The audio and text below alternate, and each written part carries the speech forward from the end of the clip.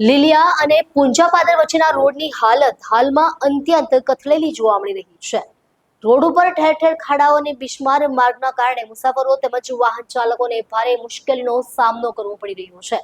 આવી પરિસ્થિતિમાં કોઈ ગંભીર અકસ્માત સર્જાય તેવી ભીતિ પણ વાહન ચાલકોમાં જોવા મળી રહી છે। લીલિયા પુંજાપાદર રોડની હાલત ગંભીર, તંત્રની બેદરકારીથી અકસ્માતનો ભય।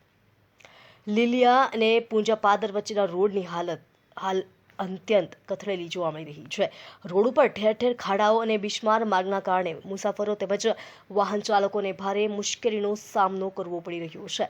આવી પરિસ્થિતિમાં કોઈ ગંભીર અકસ્માત સર્જાય તેવી ભીતિ પણ વાહન ચાલકોમાં જોવા મળી રહી છે। રસ્તાની સમસ્યા અંગે લીલિયા ગ્રામ પંચાયતના સરપંચને મૌખિક રજૂઆત કરવા જતાં સરપંચ દ્વારા આ રોડ પુંજાપાદર ગ્રામ પંચાયતની હદમાં આવતો હોવાનું જાણવામાં આવ્યું હતું। ત્યારબાદ પુંજાપાદર ગ્રામ પંચાયતમાં મૌખિક રજૂઆત કરવામાં આવતા ત્યાંથી આ રોડ લીલિયા ગ્રામ પંચાયતની હદમાં આવતો હોવાનું જાણવામાં આવ્યું હોવાનું જાણવા મળે છે। આમ રસ્તો કઈ પંચાયતની હદમાં આવે છે તે અંગેની જવાબદારી એકબીજા પર નાખવામાં આવી રહી હોવાનો આક્ષેપો વચ્ચે રોડની ખરાબ હાલતનો ભોગ સામાન્ય જનતા બની રહી છે।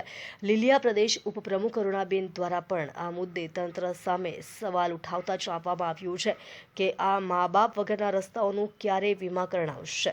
શું કોઈ ગંભીર દુર્ઘટના સર્જાય ત્યારબાદ જ તંત્ર દ્વારા કામગીરી કરવામાં આવશે?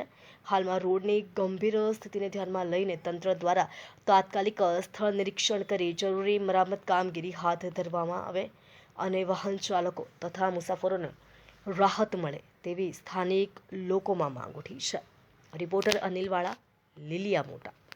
પુંજાપાદર રસ્તો છે બિસ્માર ને જર્જરિત હાલતમાં છે। શું તમારી રજૂઆત છે?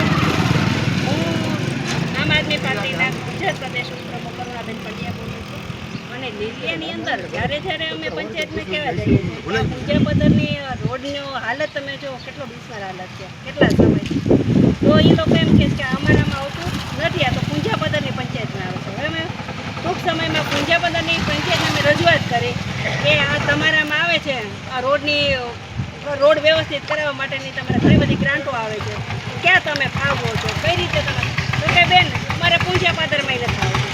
તો તમે વિચાર કરો, તો લીલિયાની પંચાયતમાં નથી આવતી પુંજાપાદરની પંચાયતમાં, તો પછી આ મા બાપ વગરનો વિસ્તાર ક્યાં જવાનો છે? અને હવે આ સરકાર આમાં થોડુંક ધ્યાન દોરે ને તો અહીંથી પદાધિકારી, અધિકારી, ધારાસભ્યો તમામ લોકો અહીંથી તરકુંડલાથી 1000 વખત આવે છે, 1000 વખત તો બીજા બધા કામમાંથી ઇન્ટરેસ્ટ ધરાવે છે। આ રોડમાં થોડુંક ધ્યાન દેવાની ખાસ જરૂર છે।